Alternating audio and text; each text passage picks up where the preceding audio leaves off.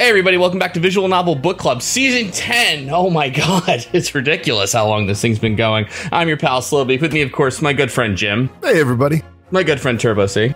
Flippity claw. My good friend, so don't get ahead of ourselves. My good friend pullahoko. And once again, hey ya. My good friend orenronen. This is exciting. My good friend Rosella 500. Hello. What? We got a new person here. Oh my god. My jeez. Yeah, DVAC took the season off. Rosella and I have been playing Kingdom Hearts. She's like, I'm about to play Great Ace Attorney. I'm like, hey, guess who else is? You know? So, chocolate me peanut butter. How are you doing? Welcome. Yeah, I'm doing great. I'm excited to be here. I have a lot of opinions. Me too. Well, that's what we're all here for. So, before we get into the season proper, which the game we chose, like I just said, was the Great Ace Attorney, I'm just going to ask very quick round table. Has everybody's played Phoenix Wright? Is there any like experiences we want to talk about? Anything like that? Yeah, what is everyone's history with this series? How many of the games have you played? I have only played the first one. I want to say I played the first and the second one. I kind of stopped after Phoenix Wright stopped being the main character. So the fourth one, Apollo Justice. Right. Yeah. Yeah, I think I played I didn't play them till late. I played them when they came to iOS, and I played the first three. Mm-hmm. And so that was my history with it. I have played every Ace Attorney game that has been released in English, including the Professor Layton crossover, which I think is very relevant to this game, oddly enough. Yeah. I have played every Ace Attorney game, including those that haven't been released in English. Even though the only one that hasn't been at this point has a fan translation, so you can play it in English if you want to. Yeah, I do actually have kind of an anecdote for that. Like, when I was stationed in Japan, I actually bought Phoenix Wright on the DS, and I thought, I'd just have it like a collector's item kind of thing, but it turns out there's actually an English translation right there you can pick on the Japanese options. So. Yeah, they're very good about it. In the Japanese releases, they always include the English version, and they advertise it as like an English learning tool. Yeah, that surprised me. I have also seen a stage play based on Phoenix Wright in real life. That is required watching. Yeah, I'm actually interested about that. That's amazing. There are like 4 stage plays, and then there are like 3. Do you know what Takarazuka is? No. It's go read it up. It's like a very old, from the beginning of the century, female theater group who does musicals usually, Western ones and Japanese ones. And yeah, and they did like 3 Phoenix Wright, Gyakuten Saiban musicals. And everyone is, all the actors are women, so all the roles are played by women. Most of these are actually on YouTube. Some with English subtitles, so you should go look it up. That sounds amazing. Absolutely. Have anyone seen the movie, the live-action movie? No. I did. I love that. I've seen scenes of it, but not the whole thing. Well, there's a lot of Phoenix Wright or Ace Attorney material out there for you to watch. I've seen the outtakes from the anime. There's outtakes? They're surprisingly vulgar. I say. Yeah, voice actors do get a little bit like that sometimes. I thought you meant like somehow like they made like a joke blooper reel like in the anime or something. They did. Like not. Oh, okay. Oh, nice. Cool. My favorite part of the movie, I didn't watch the whole thing, but from what I've seen in the movie is how they pulled the haircut off. It's amazing. Sticks straight back up on the sides. Yeah, the stage plays also have you should watch it just to see how they did the characters. Nice. I think I will. I think I will too. I have a controversial Phoenix Wright opinion. I played them through Apollo Justice on the DS, and Ghost Trick, which is amazing, by the way. I love that one. Such a good game. Yeah. That's Shu Mikami, I think, is the guy who wrote all this. Takumi? Shu Takumi. So he wrote this one, the one that we're playing now too. Gotcha. Shu Takumi did the first 4 games, and then he left. So games 5 and 6 aren't him, and also the Edge Wars games aren't him. And then he did the Layton crossover, and he did these games, these new games.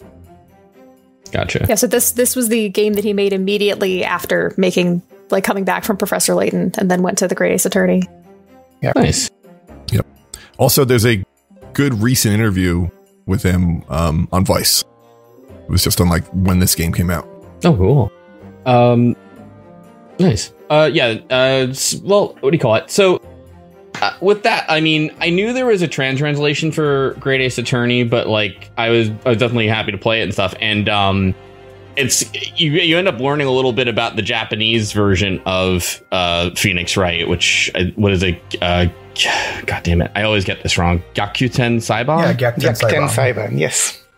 Yeah. What is that? It's like, I forget what it is. It's like something trial. Usually translated to Turnabout Court in English. Okay, gotcha. That's why all the case names in the first trilogy are Turnabout something. Gotcha.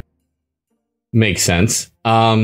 Cool. Because like Phoenix's real name is what is it? Ryusuke Naruhodo? Is that it? In Phoenix Wright, it's Ryuichi Naruhodo.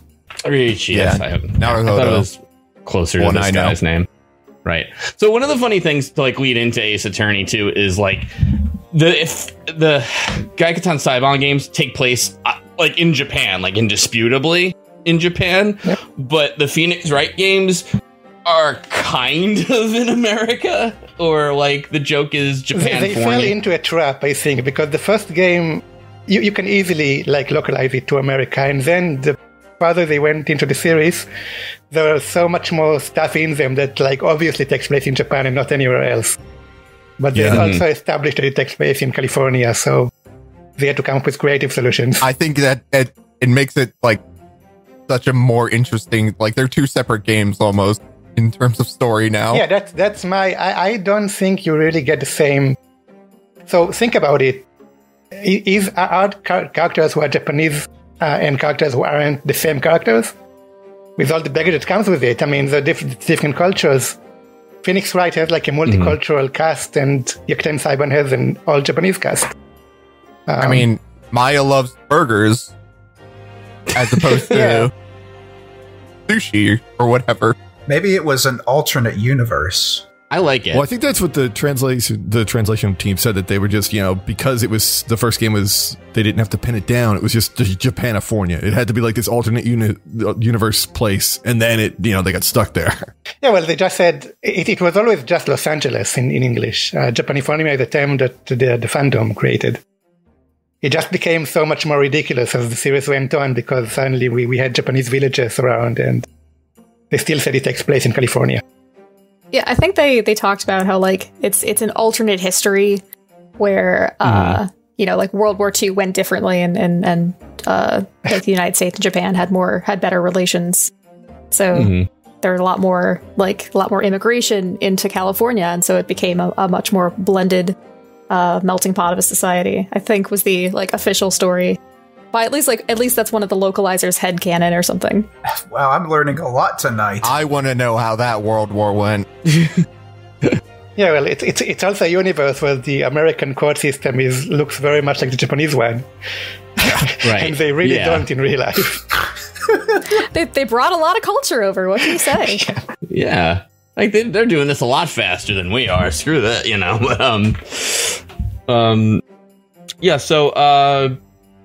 so Great Ace Attorney, as folks at home may have heard, is indisputably in Japan. I think specifically turn of the 12th century. Mm-hmm. It had just opened its borders. It's turn of the 20th century. It's 100 years ago. 110 years ago. 120 years ago. Well, I'm still in 2000. I thought it was the end of... I thought that was at like the end of the 1800s, like almost 1900. Yes. Yeah, you got to be right. That doesn't even make sense. So they don't pin down a year, and there are some references to real life events, and they're not consistent in the game, so you can't really pin it down. Wait, I think this is a mistake the game made, because I remember this specifically being like, that's way too far back. But okay, well, we'll get there when we get there. But I got to load up the text now. No, but it's about 1900. I think the game states it's actually after 1900, because they said that the century just changed at some point. Yeah. Oh, okay. Well, photographs have to be invented. That's true, yeah. And that was the late 1800s, which is wildly early to my mind, but I had to look this up because of Dracula, so... Yeah. What do you know about this period of Japanese history, if anything? Because the game is very much about that. Well, I wasn't there, so... Yeah. Oh, so... we signed a treaty with Japan. We the British signed a treaty with Japan. They just signed it, and people want things to go really well. That's what I learned. Let me give you a very quick history tour. So Japan was closed for a very long time. It's the Edo period. And then they had to open up because the American Black Ships came over. Does anyone know the name of the commander? That's Commodore Perry. Yeah, Matthew Perry. Matthew Perry. Yeah, he wouldn't leave him alone. I knew that part. Centuries I have trouble with, but yeah, I know Perry for sure. Matthew Perry from Friends, is the person who opened Japan. Could I invade Japan anymore? And then this is about like 30 or 40 years later. In the end, Japan basically, when they were forced to open themselves up, they really went into it, and they decided they need to learn everything from the West. So that's a real thing. They sent like people over to the West basically to learn stuff and bring knowledge over. And that's the background that this game takes place in. Good idea. Multiculturalism. I like it. But also, before we get too far into the plot, I do want to point out that I spent a little time in the options menu just to get, all my settings right. And I did appreciate that this game has what they call a reader mode, I think, where the game will pretty much turn itself into a book for you, and it will be on autoplay, and it will even go through all the trials for you. So if you really just are in it purely for the story and you're maybe not good at the trials, you can just have it pass through for you. Nice. Then you'll miss all the funny failure dialogue. Yeah. Oh, yeah. It also does say, well, there's some Chivos that you won't get if you do this, but... Wow. I got 2 so far. I think there's 30 trophies on the PlayStation version, which I foolishly got because then that interrupts Monster Hunter, but whatever. Oh, God, you're going to platinum it now, aren't you? This is a trend with story-based games that I've kind of noticed. Like Psychonauts 2 is coming out soon, and they said that has like an invincibility toggle if you just really want the story. Well, I mean, I think it essentially makes sense here. We can get to the puzzles in a bit because there's some interesting ones in this one. But that having been said, should we get into it? Is there anything else we want to go over before? Yeah, we can start off.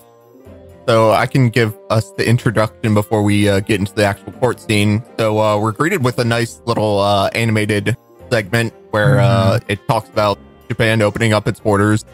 And we see a kind of reformation, lots of Western architecture and Western people coming into the city. And then suddenly we hear a gunshot, and we see someone who looks shockingly like Ryuichi Naruto holding a gun. Yeah, it's Phoenix Wright without the spiky hair. Yeah, without the spiky hair. Then we are outside a courtroom, and a bailiff assaults us, says we're a criminal. We're playing was it Ryunosuke? Was it? Ryunosuke, yeah. Yeah, Ryunosuke Naruto. And we're eventually the bailiff is shooed away by our friend. I'm gonna probably butcher this in some way. Cosmo Asogi? Yeah, you got it. Perfectly right. Okay. And he is going to be acting as our attorney during this murder trial. And we learn a little bit about them. They're both studying at this university. Yume Academy, I think. Yume. Yeah, the Imperial Yume University. If I may. And Cosmo is really like the star student everyone loves and wants to be. And Ryunosuke's not. And then suddenly we're interrupted by a professor and I think his daughter? Not sure of the relationship. Professor Yujin Mikotoba, yeah. And I have in parentheses, I say he's the bad guy, which is what I wrote in the notes. Yeah, I think that was a lot of the vibes a lot of us got. Yeah. I should... Maybe I should say that I did play this game to completion before. I will try my best not to spoil anything. Sure. If you have like predictions and stuff, I will not say anything about any of your predictions. And I will not participate in prediction making. Gotcha. Well, I mean, one thing I guess is worth mentioning too. We don't know who the young lady with Professor Mikatoba is yet. Yeah, they shoo off Cosmo with her pretty quickly so that he can talk to us directly. So I forgot to mention Cosmo is going to be going to England to study, like Aaron sort of mentioned before. But the professor mentions that if he fails to defend us in this trial properly, then that will get revoked. So he basically says to us he cannot be our attorney into this because even though he's innocent, and that's probably true, there are certain peculiarities about this trial. And we'll see that word come up a lot during the course of this trial. We did learn. Did we learn where the murder took place? Roughly, Le Carniv. Did we learn at that point, or we'll learn eventually? Well, in the chapter opening in French, it says "Welcome to Le Carnival." Le Carnival, yeah. It actually says "Welcome to the Carnival." Oh yeah. To be fair, but, here's our ATM machine. Yeah. Actually, yes. I think we learned it was it's like a Western restaurant, because I think one of the things that's happening during this too is that a lot of the British stuff is in vogue in Japan, more or less, and I guess we'll learn that a little more. But there seems to be kind of a sense of wanting to be fashionable and wanting to just integrate. Yeah, this is really cool and different and new. This isn't a British restaurant, though. It's a French restaurant. No. Yeah. Right. Let's see here. And okay, so basically we learned that Asogi is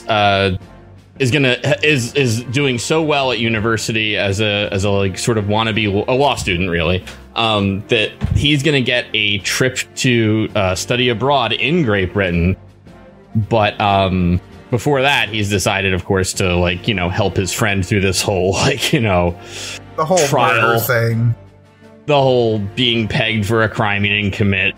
Do you have a friend that's so that you're so close with you would do this for them? Yeah, I call him Edgeworth. One thing I did also forget to mention is that the concept of lawyer they mentioned is fairly new in Japan, only a couple of years old. Yeah, and even though Kazuma is a second-year student, he is already a qualified lawyer. Just he's that good. At least as qualified as anyone else is. Yeah. I mean, I guess if the thing is 2 years old or whatever, you know what I mean? It's going to be a pretty low bar. Is low bar a pun? I didn't mean it to be, but now that you say it, yes. I should also mention then Professor Mikatoba, who kind of wants to talk to us privately, talk to Naruhodo privately, before anything. I have in my notes too, he reminds me of Japanese Omni-Man, which annoys the crap out of me, but if anybody's watched Invincible, you'll know I'm right, and if you haven't, just trust me, he does. I haven't watched it, but I know the character, and yeah, he does kind of look like that. Actually, I haven't watched it either. I've just seen clips in a couple of episodes, but I know what happens. Whatever. Anyway, yes, he does look like that. Basically, he's like, listen, do me a favor. This is a really important trial for Asogi. He's our star student and stuff like that. When you get in there, the judge is going to ask you a question. Whatever you do, just say, I do, okay? As quick as you can. Don't think about it. And I remember being like, that's going to bite us in the ass. And then a second later, no. It's going to be a good thing to get us on his side so we don't realize he's the bad guy or whatever. But it's not really any of those things. So, we go in, trial is beginning. It's November 2nd, 22nd, 9 a.m. At first, I thought they were on the wrong court side, but we're seeing the camera from the other way. And what do you call it? Let's see here. So basically, Asogi, I have here, says, because Kazuma says, basically, this is going to be a secret trial, so only military and government officials can attend it.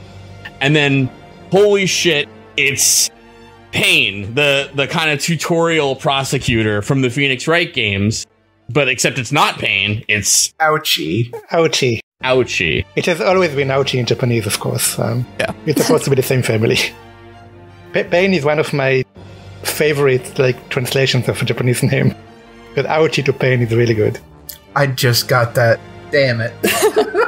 I was super worried. It's like, oh man, like we're gonna keep these Japanese names, and that's fine.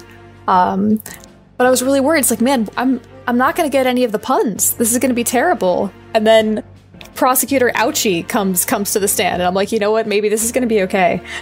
Mm-hmm. Yeah. So Ouchie is the same in Japanese. They did make up like fake Japanese names that have English puns in them later, that are not the same as the Japanese names of the characters.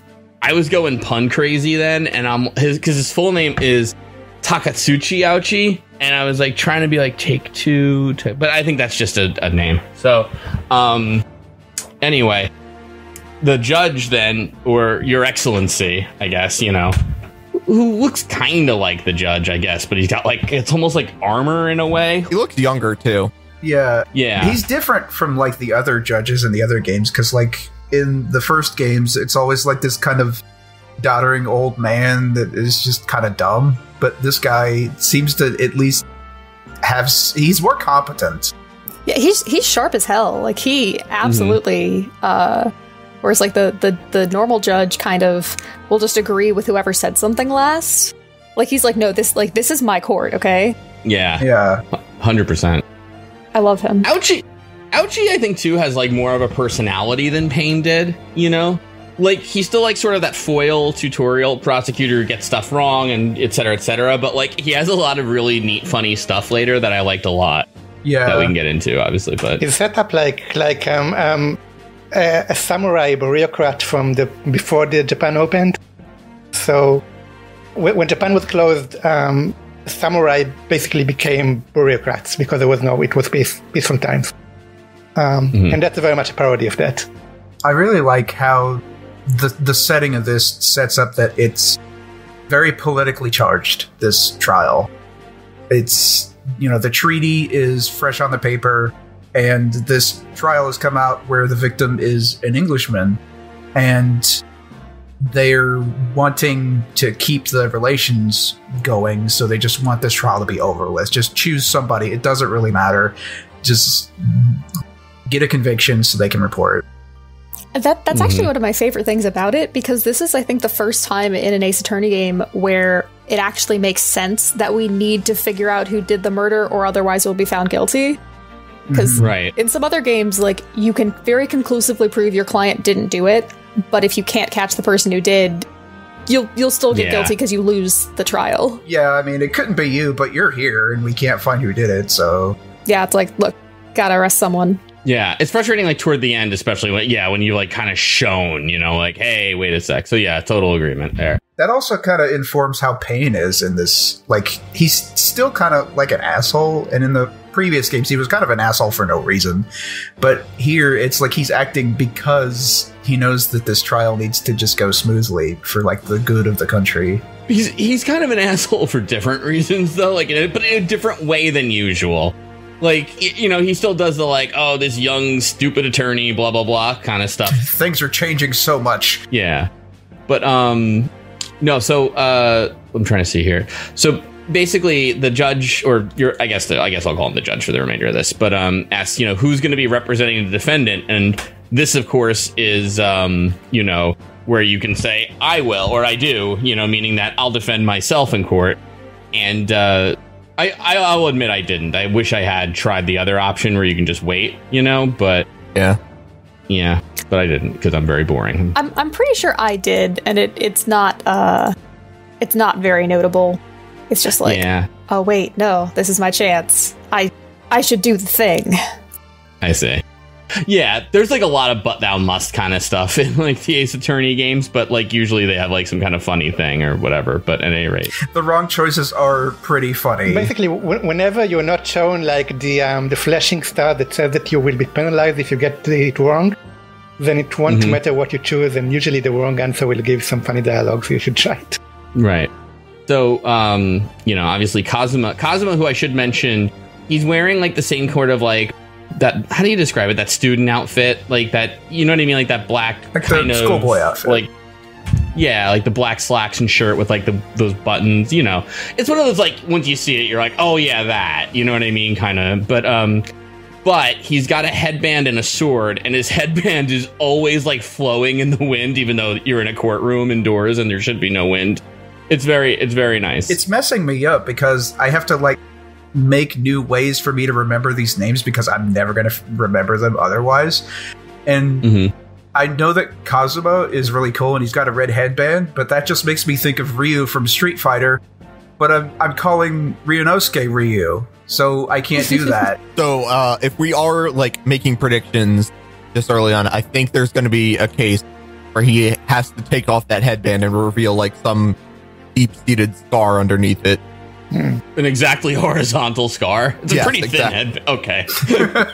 Okay, so I know like people kind of like ship Phoenix and Edgeworth and stuff, and like I streamed the first part of it, and people like kind of made jokes about like Kazuma and Naruhodo, you know, because it's like his best friend in school who's like really popular and Naruhodo's nerdy and blah blah blah. But here's the thing: sometimes Kazuma will like take his sword, like, you know, which is sheathed, but like kind of put it in front of him, and with the camera angle, it looks really fucking phallic. Yeah. And he'll like be talking to Naruhodo the whole time, you know, and it's just like, I feel like you did something here, artists, you know, but that's just me. Yeah, he's fondling his sword. I didn't even think of it as phallic. Because he puts his hands out, and he sort of looks like almost like a little, like a schoolgirl holding his hands together. I thought it was a cute little pose. I also think the gay undertones are very much deliberate here in the dialogue too, not just in the art. Oh yeah. I have a note here that just says Kazuma's smoldering eyes. But also the quote, you think I won't be able to get you off. Yes, I laughed. Yes. Yeah. Which is what he says when you say like, yes, I'll represent myself. I will have to pay more attention next time because that completely went over my head. Can I throw in kind of a non sequitur? There's a commercial for Matlock I saw when I was younger, which just kind of like smash cuts toward the end to Andy Griffith going, "I can't get you off," and it's really funny. But anyway, I'm sorry. So what do you call it? I should mention the animation in this is like top notch. It's very cool. Ouchie has like a fan with him that he does like a lot of things where he'll like kind of like hold it vertically and tap, or he'll like unfold it and wave, and it has guilt written in kanji. I wondered what that kanji was. I think it's guilt. Yeah. Actually, I have a question for Oren on this one. So I know that I wouldn't be able to detect this, but like when he unfolds his fan and there's kanji on it, is there sometimes different kanji? No, it's always the same one. And yeah, it's guilt. So, but I think the star of it is Naruhodo himself is like obviously really nervous with all this. He's standing straight at attention and his eyes are just like kind of darting back and forth. And like you can tell during the entire beginning of this, he's really nervous, but they like, and even though it's in the dialogue too, it's just conveyed extremely well, you know? Yeah. My favorite of his animations is when he basically does the objection and slams his hands on the table. He does a quick look to his right to double check his papers before he says, yeah, that thing. Oh, so the way I read that is when he does it, instead of hearing the like, you know, you hear kind of this little like little plap sound. Yeah, this little slap, and he kind of looks over like, what? You know, like why couldn't I, you know, but I mean, he has like two hand slamming animations, one that like makes no sound and then he's like nervous looking what's happening. And when he's really like sure of himself, it has like the big like. Yeah. This is a series that's kind of known for very kind of interesting character designs, very memorable character designs, and these kind of funny movements. And so far, I'm loving both of those. It feels like it top notch. Yeah, they also introduce it well. Like it starts off kind of, you know, they build character through these motions. Yeah. It's almost like the inverse of a breakdown. Like throughout the entire thing, he gets more and more confident. And so it's the opposite of watching a witness get more and more nervous. It's really cute. Yeah. And Turbo, I agree with you, by the way, from the Discord chat, which is like, we should get a move on story-wise. Call me out on that. Blame me. Oh, no, I was about to say it. I just wanted to know that I completely agreed with you. Yeah, but Turbo's the asshole now for saying it. Well, maybe. Look, we're in the Supreme Court of Judicature of Japan, okay? And we get the extreme, like, tutorial beginning of where the judge is going to assess our competence. So first we have to state the name of the victim, who is, we can check in the court record as usual. And I'm going to assume some familiarity with Phoenix Wright of the audience. We don't have to go through all the game mechanics per se, but the victim is John H. Wilson, a visiting professor. And worth noting, when you present things or object, Naruhodo says yes in English instead of like any of the normal ones. Yeah, I didn't like that. I will get to that so in Japanese, the victim's name is John H. Watson, just so you know. And we can discuss what that's all about later, not in this episode. I know one spoiler about this game, and I think I know what you're hinting at. But just so you know, well, there are Sherlock Holmes characters in this game, and in Japanese they're just called what the actual names are. In this game, they are not. So in Japanese, it was very clear from the very beginning that we're dealing with like Sherlock Holmes stuff. I think it's also worth mentioning, too, that Dr. House, the TV show, had the Watson character also named Wilson, because they changed everything because it's not Sherlock Holmes and it's Dr. House, and, you know. So, I don't know. Just wanted to mention that. 1.5 more years. Sherlock Holmes is public domain. Yeah, the Wilson name is actually from the guy who wrote the Lupin III stories. We'll get into that later. Gotcha. Once we get more into the Sherlock Holmes stuff in this game. Sure.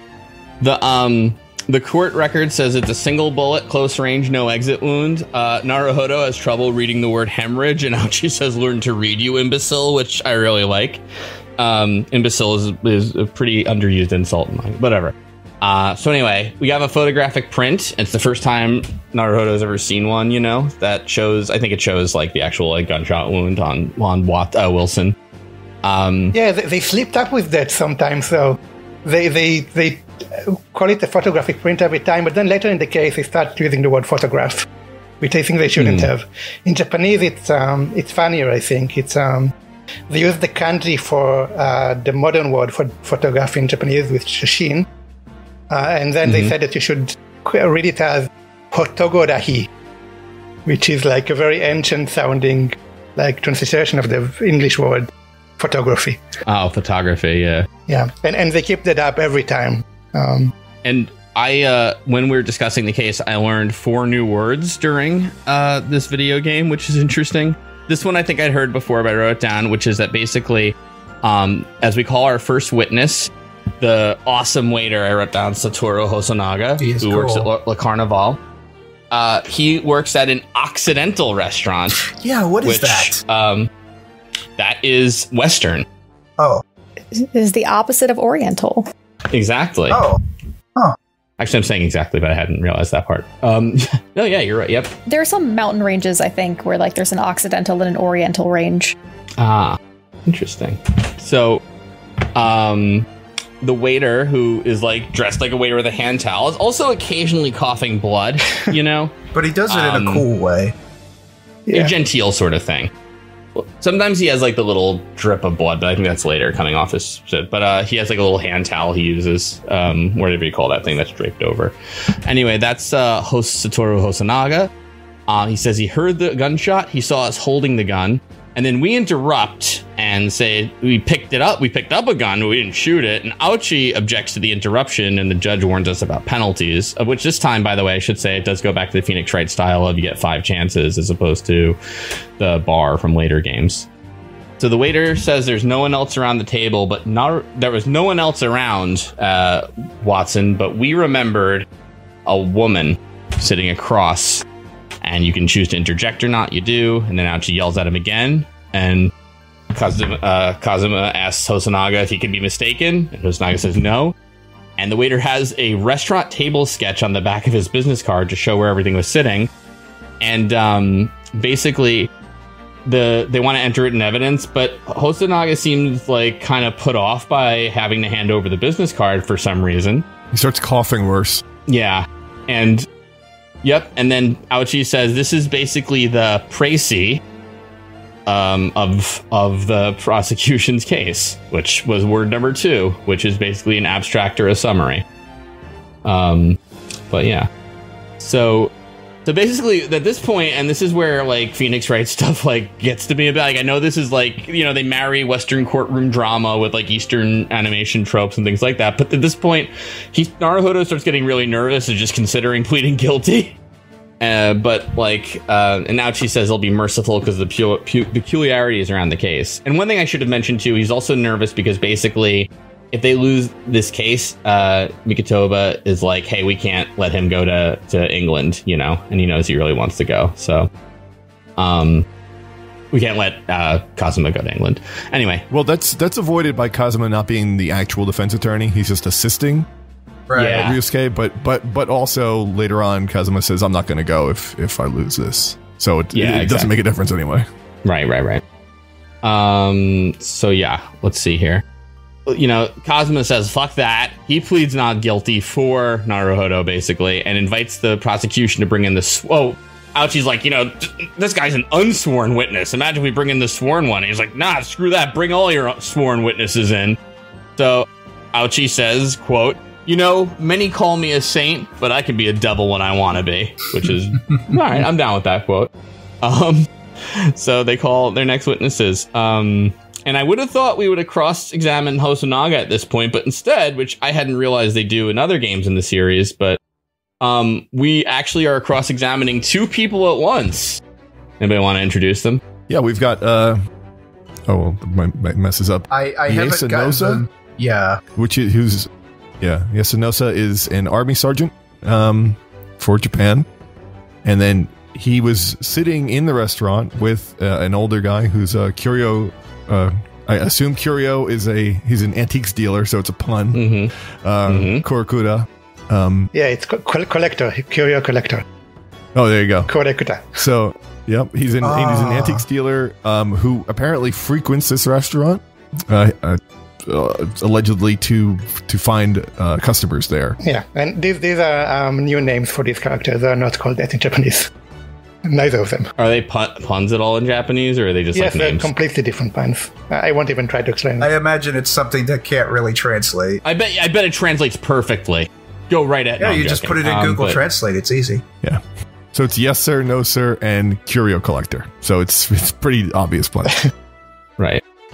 And the two of them both witnessed the incident. They both claim, the sergeant particularly claims that he witnessed Ryosuke actually shoot. He saw him shoot John H. Wilson, the professor. And Curio has a different actual story. He says that he was searching for his lost treasure. Era gold coin, his treasure that was on the floor. He was not watching actual, but he looked up shortly thereafter. He was more concerned with looking for his coin that was apparently something he brings with him all the time that he has in his pocket, and then he suddenly couldn't find during his meal with the sergeant. So both witnesses also claim that they did not see a woman there having dinner, that the professor was alone. The only other person in there was Ryosuke.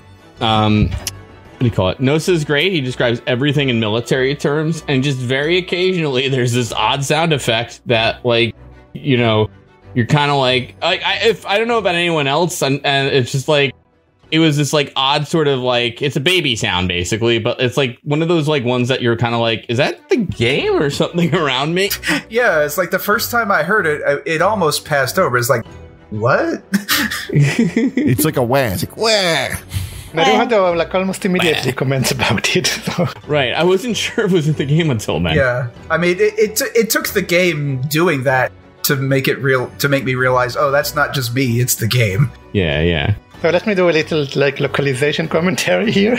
Please. So Yasunosa is the one character in this that the localization just does different in the Japanese. So in Japanese, he uses some military like jargon, but not a lot. And in English, they just like pumped it up, and like everything he said is all military, American military jargon. Also, I don't think they really speak like that in Japanese military. So he's a much more subtle character in Japanese. But I think they did a good job. I mean, his dialogue is funny in English. Yeah. So again, this is the beginning, and things are very easy. So Nosa says like he saw, you know, Naruhodo shoot Wilson in the back, which immediately we know is wrong. So we can't we do the cross-examining thing, and then you can present the photo of again shot in the back. And Naruhodo does this awesome, like, really nervous hand raise. Like, I'd like to say something. Yeah. I love all of it. So, I love all the animation in this. But anyway, So cute.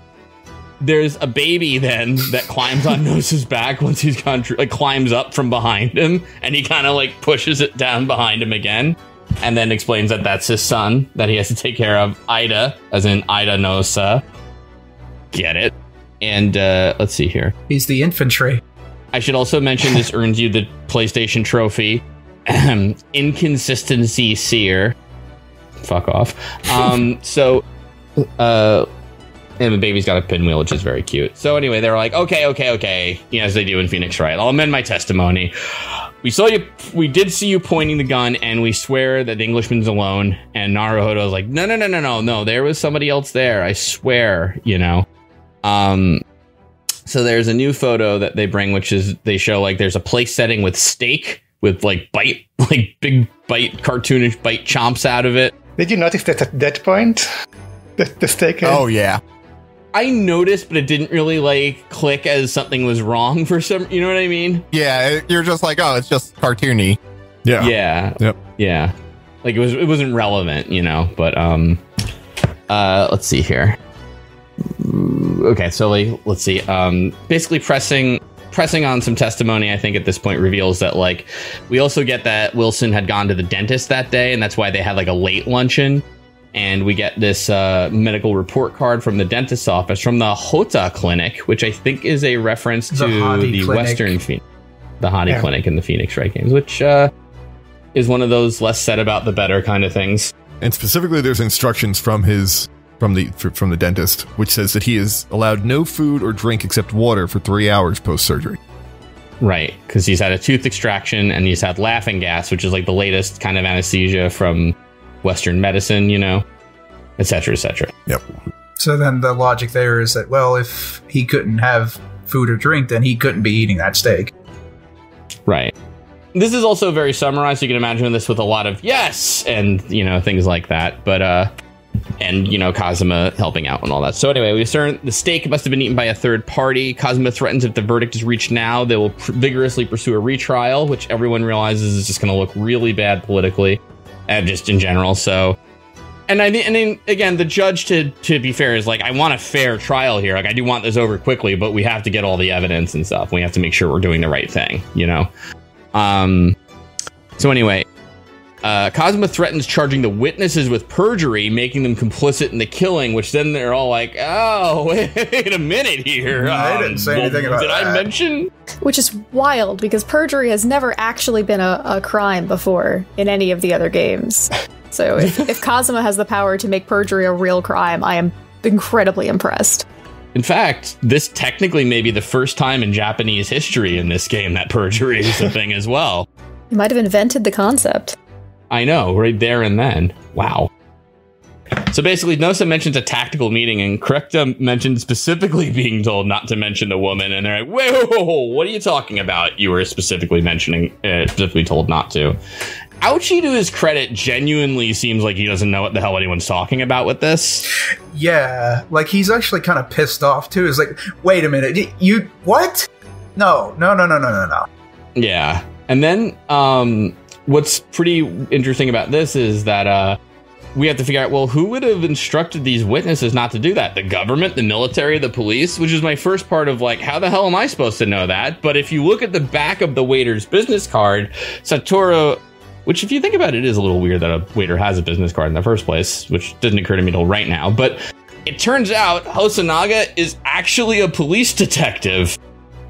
And it's like, wait a minute here. And you hand that, and basically they summon Hosonaga again, who's like, all right, I was working undercover as a waiter because of a series of incidents that are not related to the homicide. And will totally probably never come up the rest of the game. Yeah.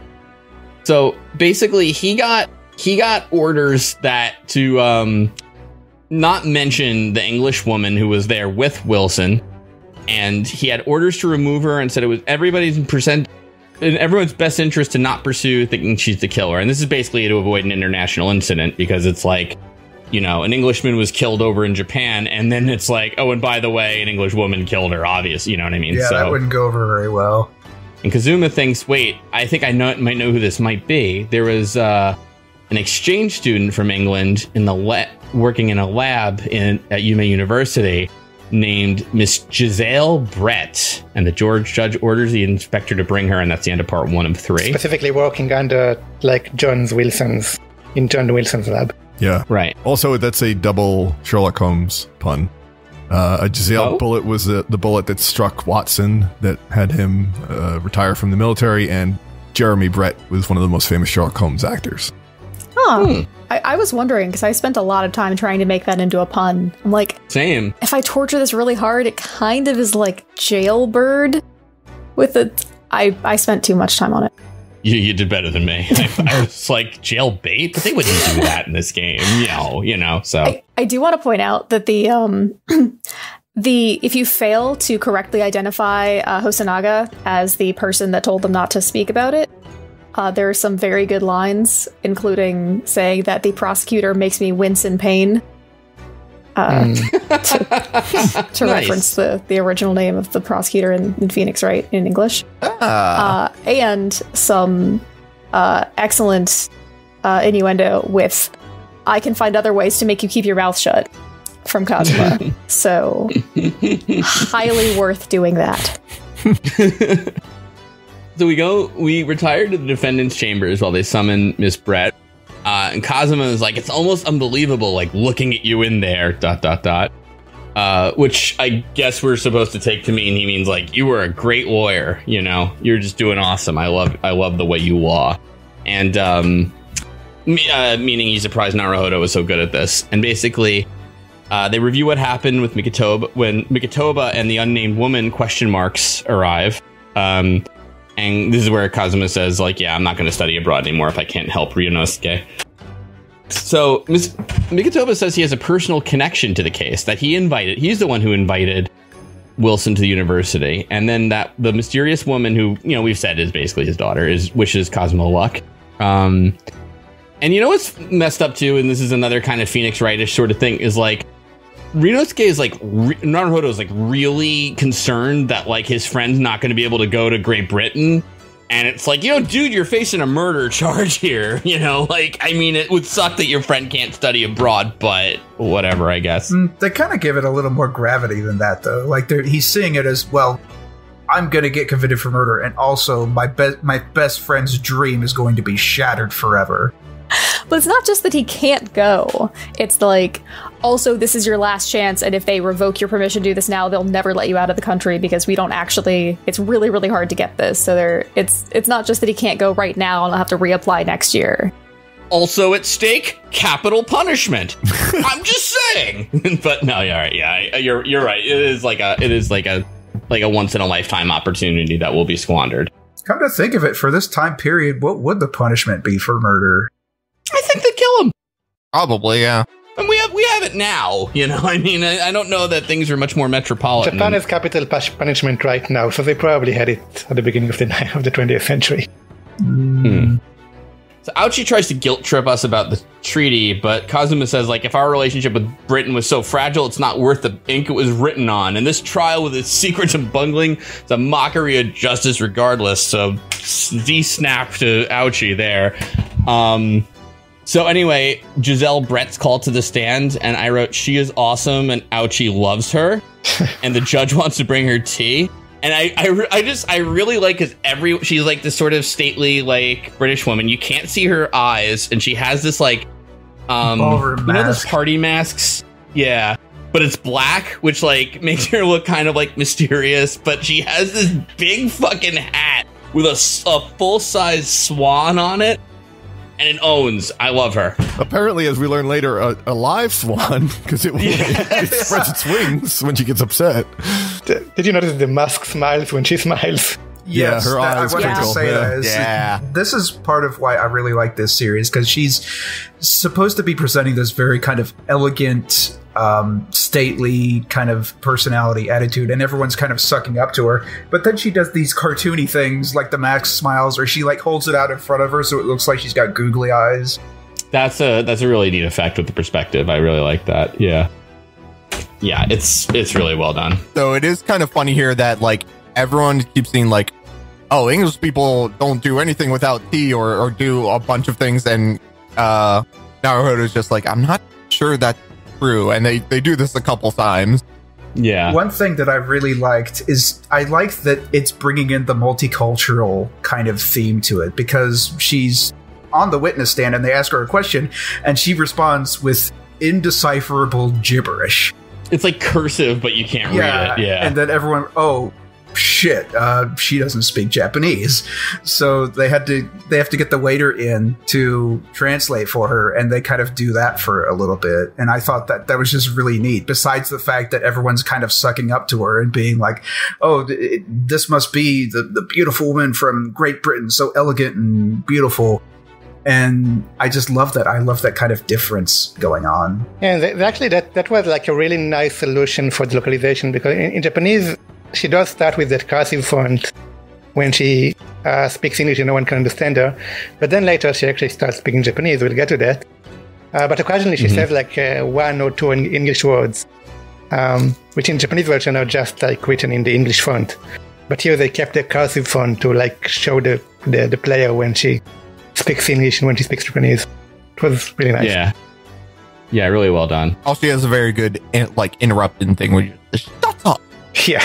Oh, that's great yes. too. Yeah, she does. Yeah, I know. Even the font for the interjection is that fancy cursive instead of the blocky that we're used to. Yeah, and we established that Ryunosuke and Kazuma both speak English, because as the chief inspector is translating for her, they're both like, oh yeah, he's translating correctly. Yeah. Like they're like, we know enough to know that this seems right. Yeah, exactly. Yeah, I mean, Kazuma should know English because he's going to study there. Oh, he's supposed to be such a great student. I think Naruhodo knows a little less, but I think they say that they actually met in English class. That's why they know each other. So they're both taking English classes in university. Oh. So let's see. She says basically through Hosonaga like that. We argued with Wilson and shot him right then and there, and then she doesn't even carry a gun. And let's see, Ryunosuke interrupts the judge to dispute the. Wait, was that? He interrupts the judge to dispute that the argument actually happened at one point. And Hosonaga says that she couldn't have been hiding a gun in her outfit, which is a little ridiculous considering like all the like comical frills and everything around her dress and stuff, you know. The gigantic hat with the, again, live swan on it. Yeah, I thought that would have been a plot thread. I thought that, you know, the hat would have been, oh, she could hide something in that swan on her head. Maybe, I don't know. Right. But it's like also the thing, like they don't want to offend her or anything like that. So like, it's like kind of like, it's interesting that basically there was no physical search performed, I think. And, you know, like basically, I think Hosonaga at the time just asked her, like, do you have anything like she said no. Like that? She's like, no. So that was like good enough. But he does say he always tries to do a flawless investigation. Anyhow, she's basically, I think, what happened was that during her testimony, she mentioned like she was going to, they had to cheers with carbonated water, you know, but the photograph of the place setting shows only one glass, which is like, hey, no, that can't happen. Sorry, you know? So then she said, well, yeah, but in the confusion, I took the glass and I put it in my handbag, which like, what? But all right, you know, of course, weird things like that in these games are not exactly questioned right in there and then. So anyway, you have to like find, it's one of those things where it's like, oh no, there's no more evidence, but it's like Kazuma's like, we can find something, you know what I mean? Like there's something there, just find it and focus on it. And in one of the new photos, I think that gets presented at this point, Wilson seems to have a weird, I thought it was like a tattoo thing. And I actually thought it was a red herring when I first saw it, because I couldn't think of how it could possibly be related. So how we get to this is that the first testimony, you are supposed to show where she could have hidden her gun. And then she mentioned her handbag, so you interrupt and said that she had a handbag. And you ask Hosonaga if they searched the handbag, and he says no. That's right. And the reason why he didn't search the handbag is to present a picture that shows that the handbag is basically see-through. Yeah, it's like a mesh bag. It's like one of those lattice patterns. Yeah. And that's where you can see the little mark on Wilson's wrist. Yeah. And by the way, anytime she says anything, Ouchie is right there with, of course that's why you would do that. That Please makes step on me. sense. Thank you. Like that ingratiating smile, wringing his hands together. Oh, he's simping so hard. Yeah. I don't use that term lightly. Also, he always says he draws out lady, and it made me think like Jerry Lewis, like lady. I was wondering what that was supposed to be. Yeah. You're absolutely right, though, because he does that. Like, it's all the Y's when it's printed out. You know what I mean? And lady. Yeah. That reminds me about another thing that's kind of missing in English. So they use gentlewoman in English to basically show that she's an English woman and not a Japanese woman. In Japanese, they use the word lady, the English word lady. Oh, that's charming. Yeah, and Aochi doesn't know how to pronounce lady correctly, and it's never brought up, but always in his dialogue, it's pronounced. It's if you know katakana, there's no real in Japanese words. There's no D sound. You can say the word combination D. Oh yeah. But they have a way to spell it in katakana, and he always says lede instead of lady. It's really cute. It's never mentioned up like out loud, but it's just there all the time. Oh, neat. So then we are presented, we're at, like the point Slowbeef said, we're trying to just pull on threads. And the judge is like, okay, we have kind of taken up enough of this nice lady's time, unless you can find anything suspicious with this picture. And it's the picture of the handbag with the glass in it that she took. And it's John Wilson's hand's hanging down, and he's got like a mark on his hand. And if you look at it close, it looks like a bull's head. And I have to say, right. my mind went weird places when I saw this, because it's like, okay, there's nothing else in the picture. It has to be that. And it's this weird bull mark. It's like, what? So is this like an assassin's mark? Is this like a calling card? What's going on here?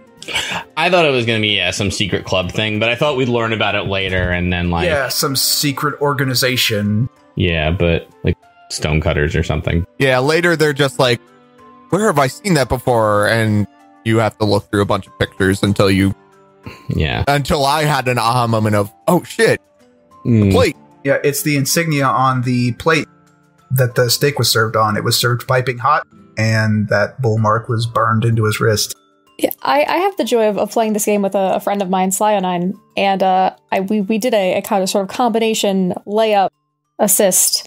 I don't know basketball, where I immediately said, he's been to a Longhorn Steakhouse. And so then my friend lit up and went, wait, we need to check one of those pictures. So with the 1-2 punch, we got it immediately. Nice. It's just great. What was I going to say? Oh, so you know what? Actually, I think this is actually about the point, interestingly, once we point out the burn or whatever, because then the game identifies as a burn, where she loses composure, Brett, and reveals that she can actually speak Japanese, which everyone is like shocked by. And she's kind of racist. She's very racist. The reasoning that she gives is the best. Like, just the reasoning is, well, I prefer not to speak your mongrel gutter language as little as I can. Yeah. And, so, but Ouchie is still loving it. He's still just like, yep, you're totally right, milady. Anyway, And then, we get the shut up thing or whatever. But, basically, they're like, well, how could, if it had to burn, like, how could that have happened? And Hosonaga injects, it would have to be like 90 degrees centigrade for 3 seconds, but you would yell or something and nobody noticed to yell. So this leads to one of those multiple choice conclusions that is like, could it be? Is it possible? And Cosmo's like, are you thinking what I'm thinking? And Naruhodo realized, because Wilson was already dead, and therefore his hand lands on there and makes the burn. And they're like, how? And then I think like this kind of involves pressing around. I'd like to see you come up with a way of killing someone that leaves no traces behind, which is like, wow, lady, you don't know when to shut up. Because, of course, you can do that with poison. And what poison could there be? Well, of course, there's a bottle of... Any of them. Yeah, exactly. Yeah, actually, you're in a restaurant. There's a lot of choices here, but there is only the carbonated water around. So, that part's, there. So anyway, but unfortunately, Hosanaga's like, look, I told you I do flawless investigations. Although actually at one point, I think the lady's like, you people have like inferior investigations, which is an odd burn, and you don't even know to like keep a crime scene or whatever. It's like, that's true. Yeah, but she kind of says something where it's like, in Britain, we take evidence from the scene and we keep it locked up and secure, whereas you guys just kind of investigate the scene and then go away. And it's like, is that true? Is that historically accurate? And Hosanaga's like, hold on, wait, no, I steal stuff. Yeah. Which is kind of great. He's like, you might call me a crime scene thief, but, well, I am one. And this is also the part where the game introduces a mechanic that it just straight up is continuing from Professor Layton versus Phoenix Wright. Where you have multiple people on the stand and they can react to each other's testimony. So you can essentially press someone else on the testimony that the first person gave. I was very tickled to see the return of that mechanic, since I liked Professor Layton versus Phoenix Wright a lot. That's my first experience with that. I liked it. I enjoyed it. Same. Yeah, they call it Pursue. Oh yeah, Pursue. I figured it was going to be like this game's like Psych-Locks or whatever, but yeah. That's interesting to know that's from Layton. Should play Layton. Anyhow, but all of a sudden we get someone else saying objection, and it's that young woman with the question marks, who we now know is the professor's daughter, She has evidence and it says to be continued, And her name is Susato, excuse me. I have a typo here. Susato, and basically Susato's like, I need 5 minutes to confer with the defense, and Ouchie is like, we don't let women into the courtroom unless it's to testify or that I love them. He doesn't say that. I do just kind of want to point out at this point that this is the second intermission when she comes in.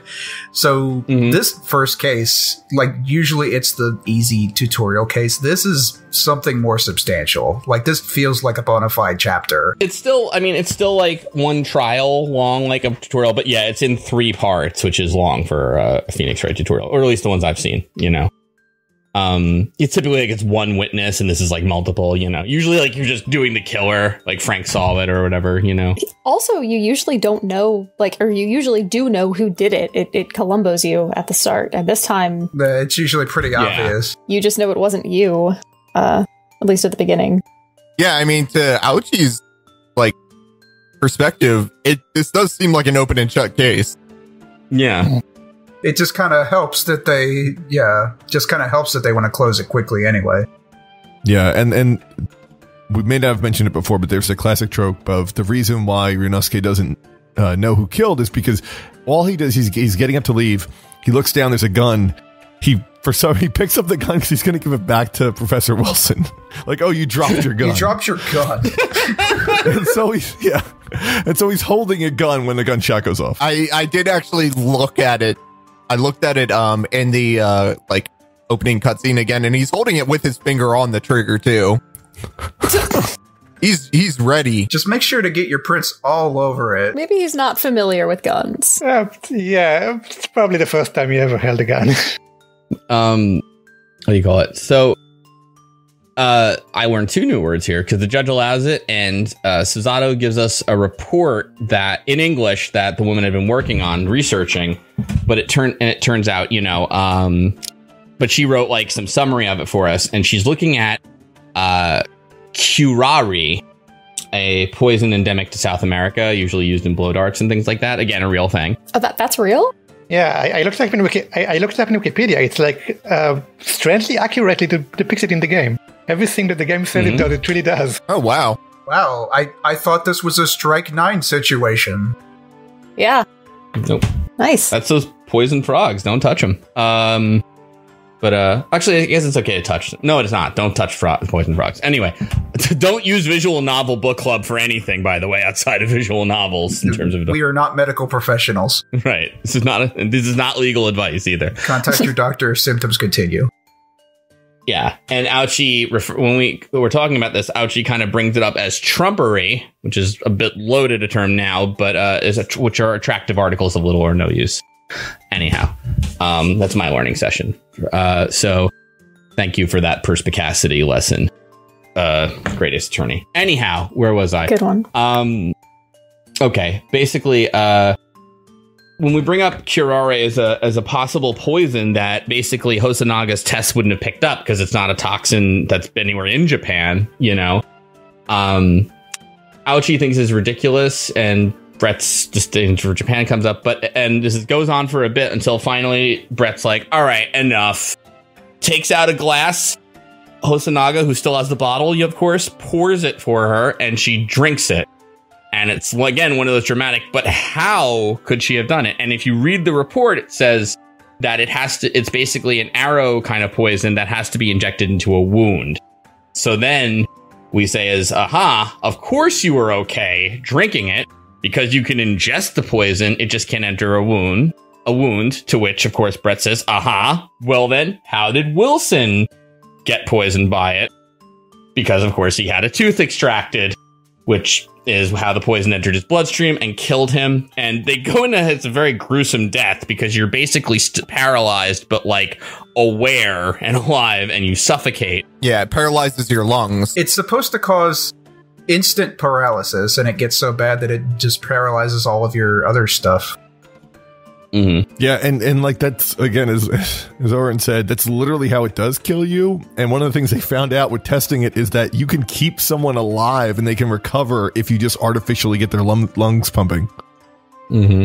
Which they talk about in the game of like, oh, this is research for an anesthetic, because if you do, you know, get their lungs pumping, then at least they're paralyzed. That doesn't actually seem to be a help. Like, they won't struggle against you, but it doesn't seem like it actually kills pain. But yeah, that seems just like they're aware of it and being a god. That's terrible.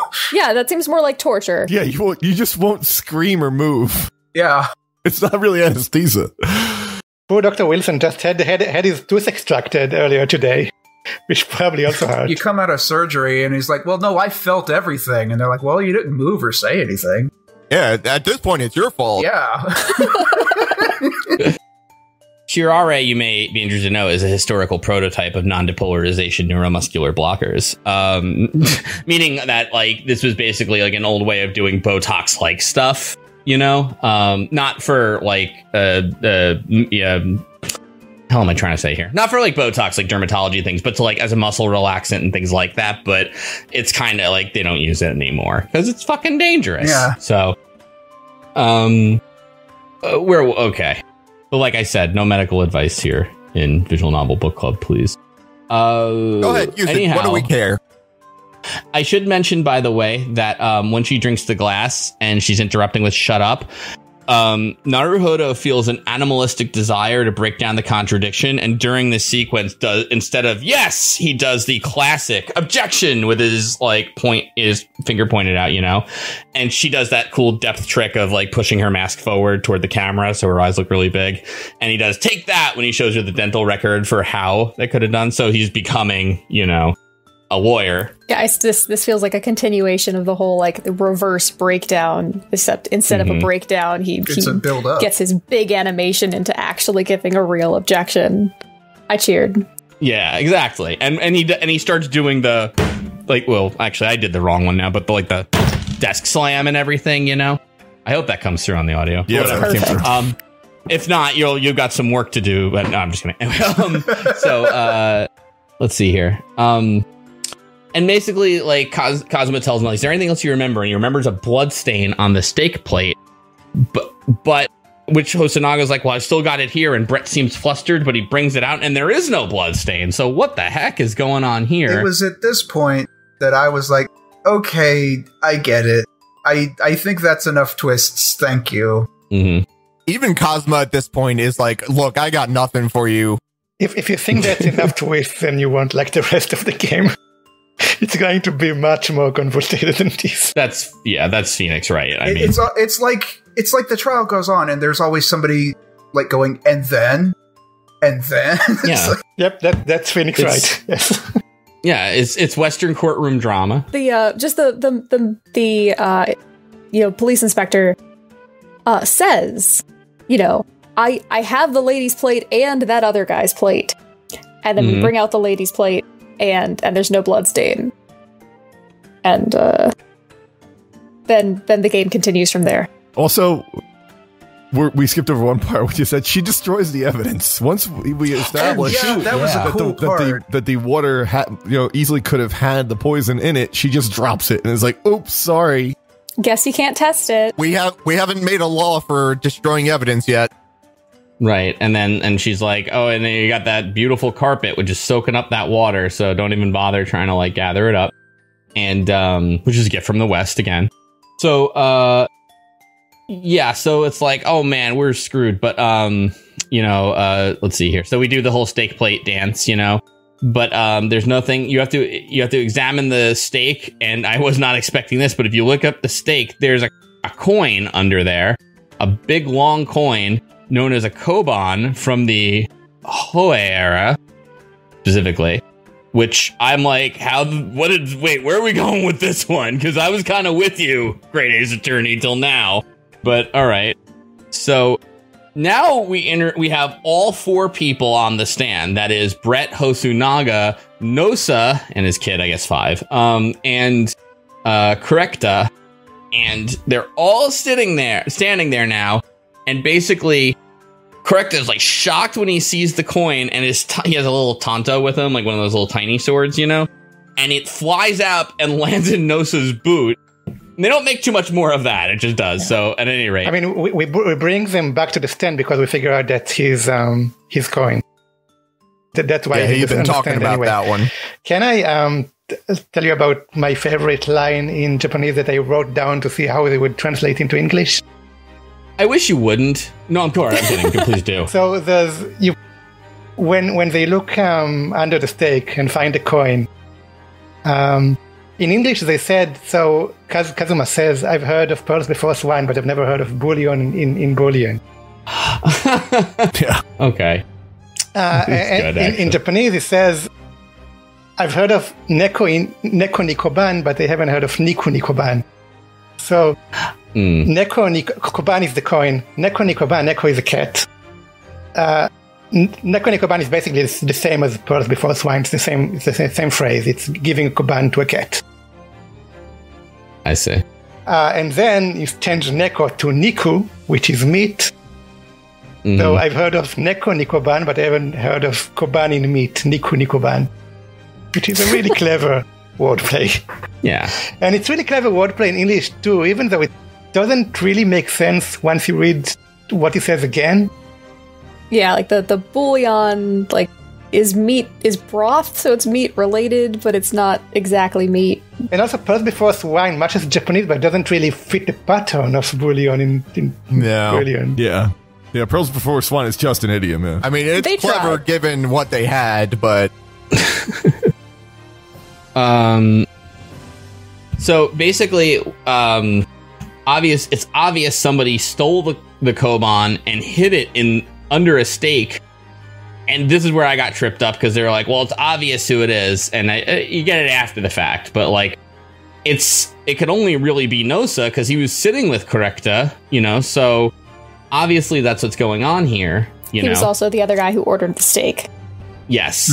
Yeah. And they established that Nosa doesn't use a knife and fork, he just chews it. Just bites it, yeah. Which, if you've been listening and haven't played the game yet, I hope we've intrigued you to, and also you probably know what's going on here. Because, there's big bite marks in the steak. So we realize, oh, okay, that's, that's Nosa's steak. What the hell, Nosa? It's said that it's because he's poor. So that's when Hosonaga reveals that the reason he's been undercover is because someone has been stealing stuff from rich people in the restaurant. Mm-hmm. And it's been Nosa because, and then we get the Nosa breakdown animation, which is really fun. What was this breakdown animation? It's his kid playing horsey. Yeah, the baby basically goes Ratatouille on him. Like, starts like pulling on things. I love this kid, honestly. Like, there was a point earlier in the trial where it's like Nosa is shocked, but also his baby is across his shoulder and he's shocked too. Yeah, it's really well done. I was not expecting I was not expecting commentary on the treatment of Japanese veterans in the 20th century, but that's what we got. Because apparently it's bad that it's not enough to support a child on. Yeah, he can't afford a nanny, so that's why he's got the kid strapped to his back. Also, he did try and blame his kid for the stealing at first. That's true. I thought he kind of meant like, you know what I mean? Like, not like, oh, the baby stole it. It's basically like, I had to do it to provide for the baby. So it's like the baby stole, that kind of thing. But I thought it was more like, oh yeah, how kids play with things. You just, put it under the stake. Yeah. I thought it was like a boss baby thing. Like, oh no, the baby's in charge here.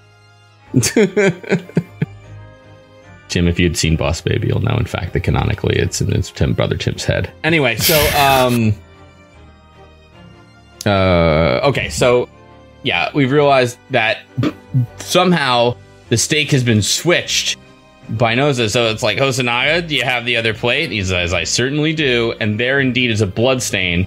And you may say, what's the point of the bloodstain? It's because the bloodstain was from the plate, which Wilson is behind Wilson's body, which means that he could not have been shot in the back, as everyone contends. He must have been shot from across the table by Miss Brett with the gun in the Occidental restaurant. I think I fucked up the clue meme, but you get the idea. So I think I made the same joke when I was playing. and then she has her breakdown, which is awesome because her goose or swan like kind of honks as things go, but now it like starts flying everywhere and she's running around and it spawns like chickens basically. Little ducklings. Like chicks. Little chicklets. Yeah. Little swans. And one of whom's a black swan and who lands near Ouchie. And yeah, and basically, and then she like kind of flies away like an angel. It's pretty overwrought. And then she reveals that yes, in fact, she does the whole like reveal the testimony, and it's like, yep, you know what, I did it, and you guessed how I poisoned him, and then I dropped his gun. I had one hidden in my dress. I shot him. And, Naruhodo picked up the gun and it wouldn't have worked if it weren't for you Aussie kids. And then it's like, hey, Ouchie, I have he says something like, my family's going to like fight you for generations, Naruhodo. And Kazuma's like, your family sucks. And he pulls out his sword, and swings it around and cuts off his Ouchie's top knot. And then he has like this kind of bald spot with long hair and it looks awful. Eat shit, Winston Payne's Japanese ancestor, That's also one of my favorite animations because like as soon as he like goes for the sword, Naruhodo goes like 10 feet the other way. He ducks out of the way. He's like, nope, not gonna get anywhere near this. Know what's coming. Yep. So that's more or less the end of case one. Like we've learned we're outside again, just like in typically Phoenix Wright when they kind of do the little breakdown at, you know what I mean, like at the end, and Professor Mikotoba and his daughter, like, thank you, no thank you, but it seems like Miss Brett won't be receiving justice in Japan. She's gonna go back to Britain because of I can't remember, it's like consular status or something like that. A consul court. That she's not going to be subject to Japanese law. She's going to be subject to, I guess, British law. Right. Yeah. She's going to Shanghai, which I think is under British rule at this point in time. Maybe. Yes. But I think it makes sense. So I don't know, just for the record, but I feel like she's going to have to figure in as a character, So yeah, we never find out why she killed Dr. Wilson. There's no motivation, no reasoning given by her, and she never takes the mask off, so guess what? I bet you she's going to appear later. Just me guessing. Yeah. Mm-hmm. And also, they do mention that the treaty was supposed to make it so that she could be tried in Japan, but she's a special case. Mm-hmm. Right. So something's fishy going on here. I guess something other than just her being a British citizen. Yeah. So that's case chapter 1, and that's what we read up to. So, thoughts? Also, I forgot to mention that she did hide a gun under her skirt in the end. Yeah, that's said where dress, it was. but I say that was the first typo that I noticed in the game. Is that Ouchie says under you skirt? I noticed they did fulfill with only like one L at the end at one point, but I don't remember quite where. Oh man, I love finding typos in this game. It just makes me happy. 2 out of 10, terrible game. Like hidden Mickeys.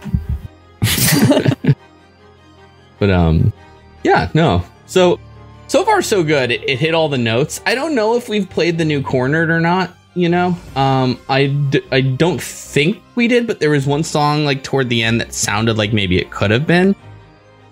You know, there's one song that I always like feel like is Cornered and it's not. You know, but yeah. Oh, I did remember one thing that we forgot is that it's alluded that Asogi Kazuma has some kind of special mission that he has to fulfill when he goes to Britain.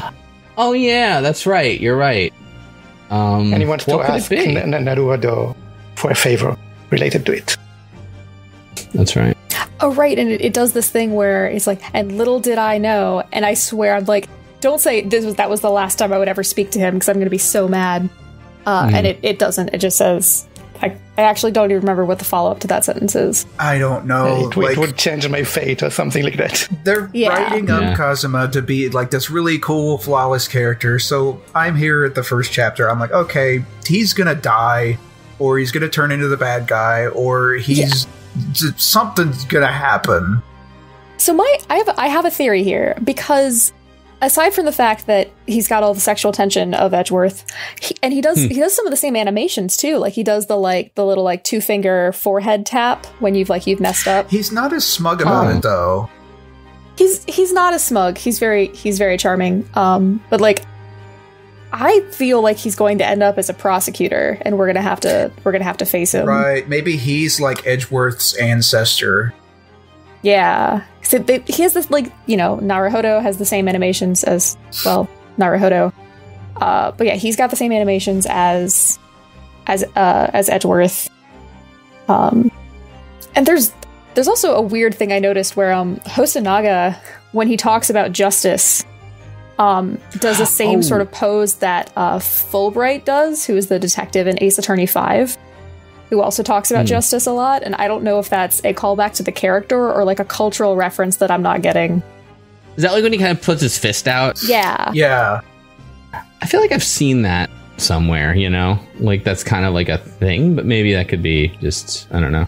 It would make more sense, I think, as a generic cultural reference, because I mean, I guess they are both like police, but the characters don't have a lot in common. It doesn't seem, unlike, I think there's a lot of parallels with Kazuma and Edgeworth. There's a very brief, like, kind of, what do you call it? A trailer, I guess, like you call it on Twitter, you know, for Greatest Attorney that comes in promoted tweets. And it seems like it shows I don't know if we're going to face more than 2 prosecutors or what, you know, but like 2 of them. So I don't know if we want to say anything about that or if that's considered spoilers, you know, so. Yeah, maybe try not to look at trailers too much if you... I've been staying away from all media. Yeah, I'm not looking anything up about this, but I'm going to go off the theory... Oh, well, you're all so good at avoiding Twitter then, jeez. But I'm going to go off the theory, and I have absolutely nothing to back this up. That's Hosonaga is Gumshoe's ancestor. I don't know about that, pal. No, I'm kidding. Yeah, they don't have the same last names, and there are no... At least Naruhodo and Auchi have the same last names as the modern characters. I did say that I had nothing to back it up. What is Gumshoe's name in Japanese, anyway? It's, what is it? Now you have me. Well, we'll ask my other friend, Google. We finally got him. A question Oren can't answer. Hey, you just... Keisuke... Itano Kogiri. Keisuke, that's right. Itano Kogiri. Itano Kogiri means a saw, reference to his toughness, and Keisuke is just a name of a musician the designer enjoyed. I do know that Edgeworth is Mitsurugi. That I can tell you off the top of my head. Mitsurugi? Mm-hmm. Just like the Soul Calibur? Right. Well, what should we read up to next time? I think that the second chapter, I think it's shorter than this one. I'm pretty sure. It seemed like it could be, because I kind of spoiled myself on like how the game roughly goes. You know what I mean? Like, oh, okay, this is like the number of stages and everything like that. So, you know, yeah, this actually seems like it could be shorter than Chapter 1. Yeah, I think it's shorter, if I remember correctly. I know it has 4 segments as opposed to this trial had 3. They were long segments, though. Yeah, the first one especially. Well, here's what we could do. We could start with that, right? And then as we're doing it, be like, hey, I'm like 2 hours in. I'm not even through like one of the you know what I mean? Like something like that, and see if we want to reassess as we go, you know? Yeah, but I think we can do the full second chapter. But let's, if we can't, then we'll figure it out. And you readers at home, you have to do the whole thing, okay? That's your homework, so. Actually, one thing that, you know, we might want to consider, maybe not for this next trial, but maybe for one of the trials, to stop at one of the intermission points, because then we can talk about like, well, what do you think is going to happen? Yeah, make some predictions of that fun old game. Yeah, later chapters, not this upcoming one, will have like an investigation phase and a trial phase, and those are usually good stopping points. Nice. All right, well, thanks everybody for listening and joining us, and until next time, yes. Yes.